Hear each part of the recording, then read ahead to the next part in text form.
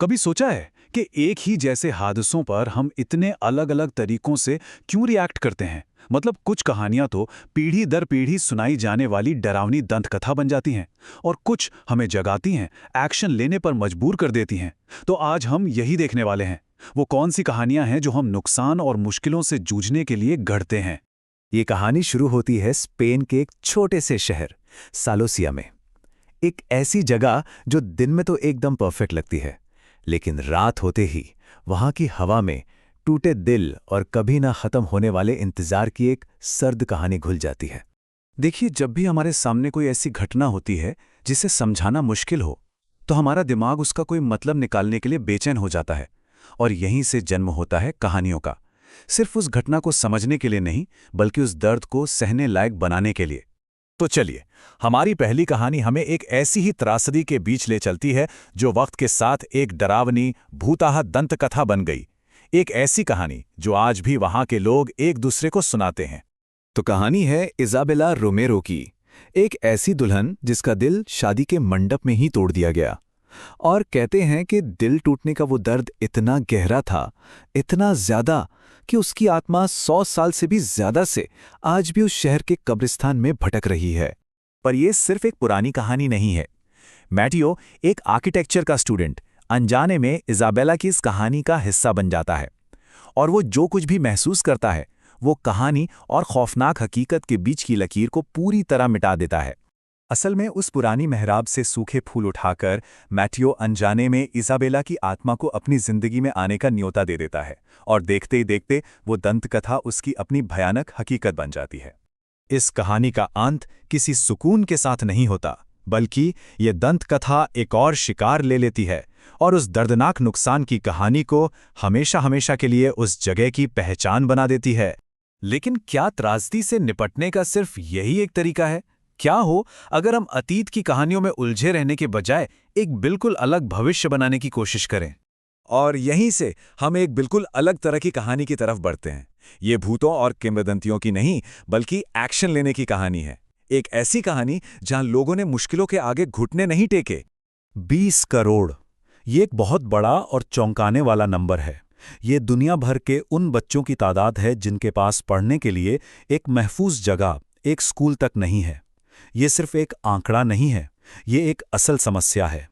तो इस चुनौती का सामना करते हुए घाना के एक समुदाय ने कोई डरावनी कहानी नहीं बनाई, उन्होंने एक समाधान बनाया। उन्होंने सिर्फ एक जर्जर स्कूल को नहीं तोड़ा, बल्कि एक नई और मजबूत उम्मीद की नींव रखी।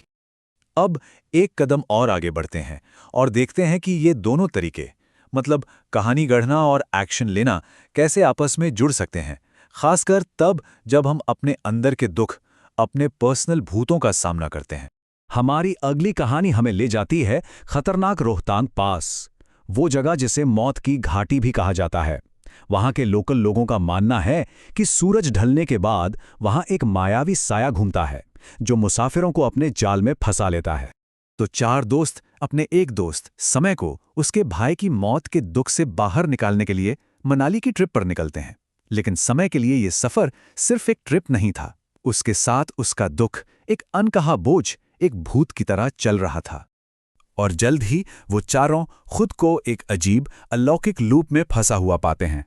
बार बार एक ही जगह से गुजरना, ये बिल्कुल वैसा ही था जैसा समय अपने दुख में महसूस कर रहा था। एक ही जगह पर अटका हुआ, आगे बढ़ ही नहीं पा रहा। और यहाँ एक बहुत कमाल की बात देखिए, हर दोस्त को कुछ अलग दिखा, जो असल में उनके अपने अंदर के डर या सोच का आईना था। पर समय के लिए वो साया कोई भूत नहीं था, उसके लिए वो एक मदद की पुकार थी, शायद अपने भाई को ना बचा पाने के अफसोस का एक अक्स। और फिर समय के अंदर का वो भूत बाहर हकीकत में दिखने लगता है। वो एक साई की तरफ मदद का हाथ बढ़ाता है, जैसे वो अतीत में जाकर सब कुछ ठीक कर देना चाहता हो। तो एक तरफ है अतीत में फंसे रहने का ये एहसास, और दूसरी तरफ चलिए वापस उस कहानी पर चलते हैं जहां आगे बढ़ने का एक रास्ता बनाया जा रहा है, उम्मीद और एक्शन की कहानी पर। बात सिर्फ एक स्कूल बनाने की नहीं थी, बात थी एक पूरा सिस्टम बनाने की।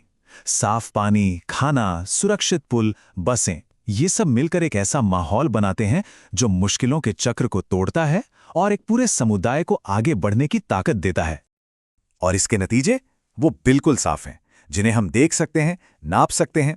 सोचिए, सिर्फ एक स्कूल मील प्रोग्राम से बच्चों की अटेंडेंस में 10% का उछाल आया। एक छोटा सा कदम जो पॉजिटिव बदलाव की एक बड़ी लहर ले आया। तो हमने अब तक दो बहुत अलग तरह की प्रतिक्रियाएं देखी हैं। एक जो हमें अतीत में खींचती है और दूसरी जो हमें भविष्य बनाने के लिए प्रेरित करती है। तो हम कौन सा रास्ता चुनते हैं? हमारी आखिरी कहानी एक बहुत सीधी साधी लेकिन उतनी ही गहरी बात कहती है। एक कबूतर ट्रेन पर घोंसला बनाता है और एक दिन ट्रेन चली जाती है, उसके बच्चे खो जाते हैं। लेकिन दुख के बाद वो कबूतर उसी पटरी पर नहीं भटकता, वो एक नई जगह ढूंढता है और एक नया घोंसला बनाता है। तो आखिर में सवाल यही है कि हम जो कहानियां गढ़ते हैं वो क्या हैं? क्या वो ऐसे पिंजरे हैं जो हमें हमेशा के लिए अतीत में कैद कर देते हैं, या फिर वो ऐसी चाबियां हैं जो एक बेहतर कल का दरवाज़ा खोल सकती हैं? और ये फैसला, ये चुनाव हमेशा की तरह हमारा अपना होता है।